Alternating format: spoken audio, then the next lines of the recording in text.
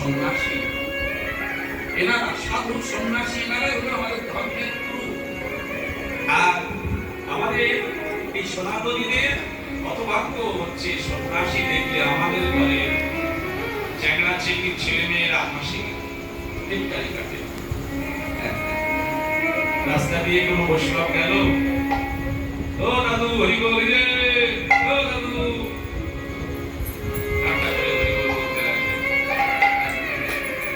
তবে আমি বলবো বৈষ্ণবরা তো রেগে যায় না। বৈষ্ণবরা বলবেন তোর হরি ভক্তি হোক, ও বলতে থাকো, ঠাট্টা করে হরি বলাটা সৌভাগ্যের ব্যাপার। যাদের মুখে কোনোদিন হরিকথা উচ্চারণ হয় না তাদের অনেক অনেক জন্মের সৌভাগ্য যে ঠাট্টা করেও একবার হরি বলতে হবে।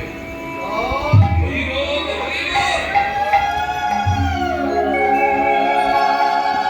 তো আমাদের সামর্থ্য থাকাকালীন আমরা বলি না, ভজন করছি না।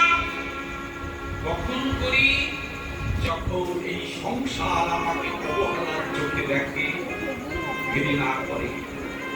সারা জীবন এই সংসারের বোঝা হইতে হইতে যেদিন দেহটা দুর্বল হয়ে পড়ে, বিছানায় পড়ে যায়,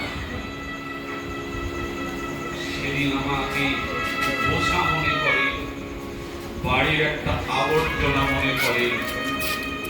মায়া যখন রাতি শুরু করে তখন ভগবানের কথা মনে পড়ে। দুঃখটা কেন জানেন? আমাদের দুঃখটা শুধু একটাই কারণে, কৃষ্ণ বলি সেই যে অনাদি বহির্মুখ, অধিক মায়া তারে দেয় সংসার দুঃখ। দুঃখ পাওয়ার কারণ হচ্ছে ঈশ্বরকে বিস্মরণ হয়ে ভুলে রয়েছে। এই মায়াময় সংসার, পাথর বসানো বাড়ি গাড়ি পেয়ে বলে হচ্ছে এরাই আমার ভগবান। কিন্তু সময় আসছে, সময় আসছে গো,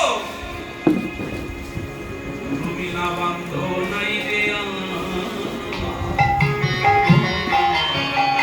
রুবিনা